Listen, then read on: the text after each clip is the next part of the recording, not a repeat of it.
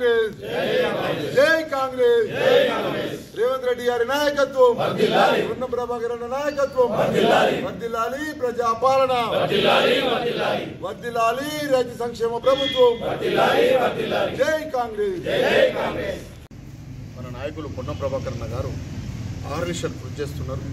వచ్చి ప్రభుత్వము ఫామ్ అయి 18 నెలల్లోనే అన్ని రంగాలలో ఒక రకంగా రైతులకు గండిపల్లి గౌరెల్లి ప్రాజెక్టు నుండి నీరు వచ్చి వారు సుభిక్షంగా ఉండడం కోసం దానికి 437 కోట్ల రూపాయలను అక్కడ జీవో కూడా ఇప్పేయడం జరిగింది. వాటి పనులు కూడా టెండరింగ్ కూడా అయిపోయింది. త్వరలోనే ఇంకొక 6 నెలల ఈ త్వరితగతిన నీళ్ళు కూడా ప్రతి రైతు పొలంలో వచ్చి పయనించే దిశలో ఉన్నాయి. కాబట్టి దానికి మేము సంఘీభావంగా ఆయన కూడా మేము శుభాకాంక్షలు తెలియపరచాం. అదొక్కటే కాకుండా ఇక్కడ రైతులను కాపాడుకోవాలి, మరి విద్యార్థులకు ఉద్యోగాలు కావాలని 4 దఫాలుగా ఉద్యోగ మేళాలను ఇక్కడ ఏర్పాటు చేసి హుస్నాబాద్ ప్రాంతంలో వాటికి కూడా జాబులు ఎక్కడ ఎవరికి అవకాశం ఉన్నదో ఎవరు ఎంత విద్యావంతులై ఉన్నారో వారి అవకాశం తగ్గట్టుగా వారికి జాబ్ మేళా కూడా ఏర్పాటు చేయడం జరిగింది. అట్లే కాకుండా హుస్నాబాద్ పట్టణాన్ని సుందరీకరణ చేయడానికి ఎక్కడికైనా పోతే మనం గతంలో చూస్తే కొన్ని ప్రాంతాలే సుందరీకరణకు మనకు అనుకూలంగా ఉంటుండే.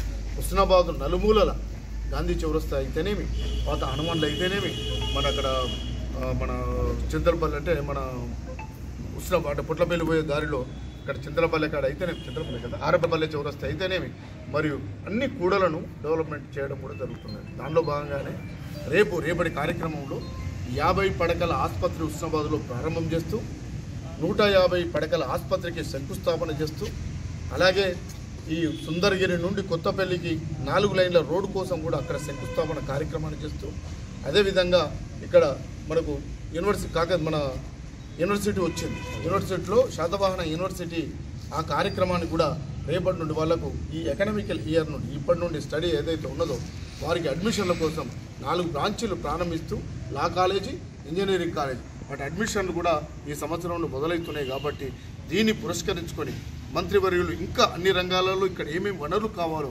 వాటన్నిటిని తీసుకురావాలన్న ఆలోచన కొద్దీ మా పెద్దలు క్యాబినెట్ మినిస్టరు మరియు వ్యవసాయ శాఖ మంత్రివర్యులు తుమ్మల నాగేశ్వరరావు గారిని, అలాగే R&B రోడ్డు భవనాల శాఖ మంత్రులు వెంకటరెడ్డి గారిని, అలాగే ఆరోగ్య శాఖ మహత్యులు మాజీ డిప్యూటీ సీఎం గారు మరి మా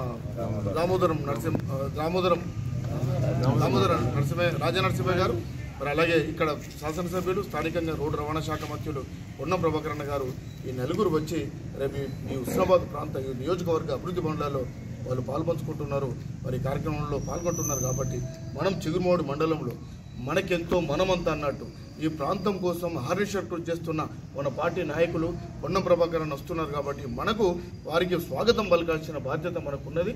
వారికి మనకింత ఘనంగా మనకు సీఎం రిలీఫ్ ఫండ్ ఆల్రెడీ మన గ్రామాలలో ఎవరైతే పేదలు ఉన్నారో వారికి ఎవరికి పోతే వారికి ఇవ్వడం కూడా జరుగుతున్నది.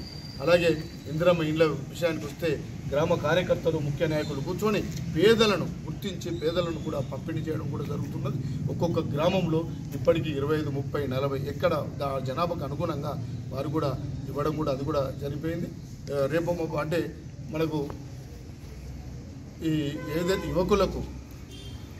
యువకులకు మొన్నటిదాకా మనం ఏదైతే రాజీవ్ యువశక్తి ద్వారా వారికి కూడా అదే కదా నుండి వాటి కూడా ఎంపిక జరిగిపోయింది.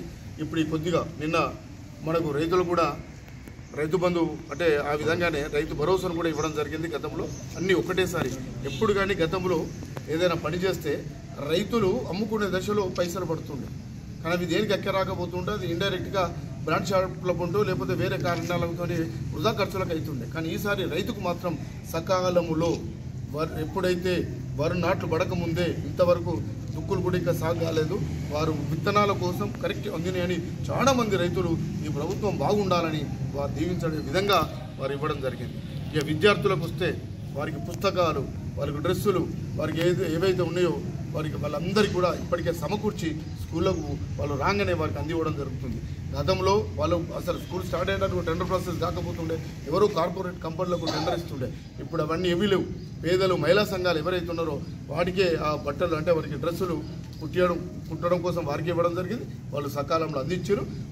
ఒకటేసారి ఇటు విద్యార్థులు బాగుపడుతున్నారు, విద్యార్థులకు అందుబాటులోకి వస్తున్నాయి, మరి మహిళా సంఘాలు కూడా అభివృద్ధిలోకి వస్తారు. ఇంకో మనం అదృష్టం ఈ చిగురుమాడి మండలం నుండి చిగురుమాడి మండల మహిళా సమైక్య ఆధ్వర్యంలో కోయిడ నుండి కర్ణాటక దాకా ఒక బస్సు కూడా నడుస్తున్నది. ఈ బస్సులో ఇక్కడ ఉన్న వాళ్ళందరూ మహిళా సోదరులందరూ బస్సు అంటే ఒక బస్సు వాళ్ళ సొంతమైంది, వాళ్ళు బస్సుకు ఓనర్లు అయ్యిండ్రు. అంటే రేపు మాకు ఒక నెలకు మ్యాక్సిమం ఒక 70,000 రూపాయలు దాని రెంట్ ఏదో వస్తున్నదని అధికారులు అంటున్నారు.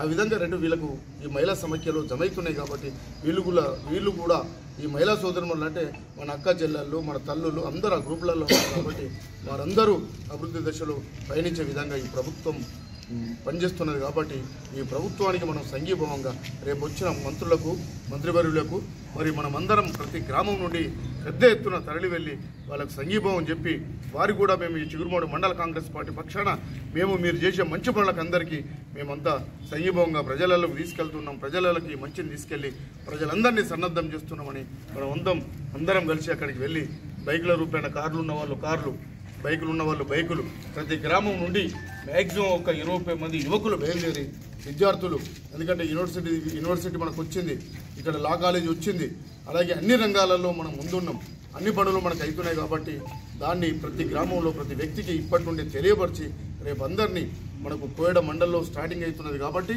అడిగి మనం అక్కడి నుండి మన నియోజకవర్గం మొదలవుతున్నది బస్వాపూర్ దగ్గరికి మనం పోయి స్వాగతం పలకాల్సిందిగా మీ అందరినీ కూడా నేను కోరుకోవడం జరుగుతుంది.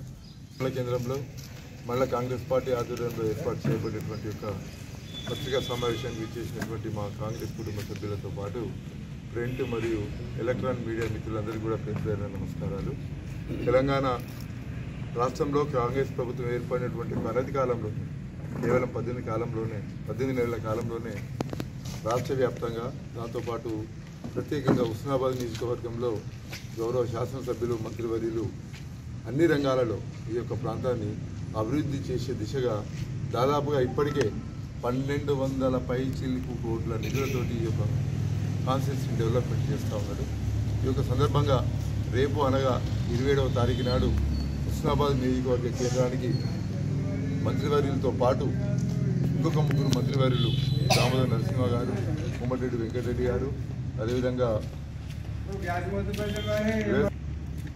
వస్తున్నటువంటి ఒక సందర్భంలో ఇంకా కూడా రేపు రాబోయే కాలం లోపల అధిక నిధులు ఆయా మంత్రుల నుంచి మనం తీసుకొని ఈ యొక్క ప్రాంతాన్ని డెవలప్మెంట్ చేసే దిశగా ఉన్నటువంటి యొక్క శాసనసభ్యులు మంత్రివర్యులు ఆలోచన చేస్తున్నారు.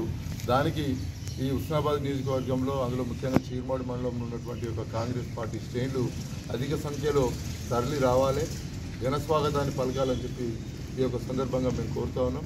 అదేవిధంగా ఇవాళ గత ప్రభుత్వం చేస్తున్నటువంటి యొక్క పథకాలను ఒకవైపు అమలు చేస్తూనే అదనంగా ఇవాళ 10 సంవత్సరాల నుంచి తెలంగాణ రాష్ట్రం ఏర్పడిన తర్వాత 10 సంవత్సరాల నుంచి రేషన్ కార్డు ఇచ్చినటువంటి ఒక పాపాన పోలేదు. ఈరోజు మనం దాదాపు చిగురుమాడి మండలంలో ఒక 600 నుంచి 700 పైచీలకు కొత్త రేషన్ కార్డు ఇచ్చింది. సన్న బియ్యం ఇస్తాను ప్రతి ఇంటికి. గతం లోపల దొడ్డు బియ్యం ఇస్తే వాళ్ళు తినలేక ఉక్కిపోయినటువంటి ఒక బియ్యము ఇప్పుడు ఏది అమ్ముకునేటువంటి ఒక తరుణంలో ఇప్పుడు సన్న బియ్యం ఇస్తే చాలామంది బడుగు బలహీన వర్గాలు ఇప్పుడు ఆనందంగా హ్యాపీగా ఉంటున్నారు. అదేవిధంగా రైతు భరోసా కూడా ఈ ఆయా గ్రామాలలో ఎంతమంది రైతులకు ఎన్ని వేల రూపాయలు ఎన్ని లక్షల రూపాయలు రుణమాఫీ అయిన దాన్ని ఖచ్చితంగా మేము గ్రామ పంచాయతీలో డిస్ప్లే చేసినాం. ఇంకా అక్కడక్కడ ఎవరైనా రాని వాళ్ళు ఉంటే మా దృష్టికి తీసుకొస్తే మంత్రి గారి దృష్టికి తీసుకొచ్చి రుణమాఫీ అయ్యేటువంటి ప్రయత్నం చేస్తాం. దాంతోపాటు రైతు భరోసా కూడా 9 రోజులలోనే 9,000 కోట్ల రూపాయలను ఈ యొక్క తెలంగాణలో ఉండేటువంటి యొక్క రైతులకు భరోసా ఇచ్చినటువంటి యొక్క ప్రభుత్వం ఉన్నటువంటి కాంగ్రెస్ ప్రభుత్వం. ఈ యొక్క సందర్భంగా రేపటి కార్యక్రమాన్ని దిగ్విజయం చేయాలని చెప్పి కాంగ్రెస్ పార్టీ శ్రేణులను కోరుకుంటూ అందరికీ పేరు పేరు నమస్కారాలు. జై కాంగ్రెస్. నిజమే మా ఇజం, నిజాన్ని నిర్భయంగా చెప్పడమే మా నైజం, అన్యాయాన్ని ఎత్తి చూపడమే మా లక్ష్యం.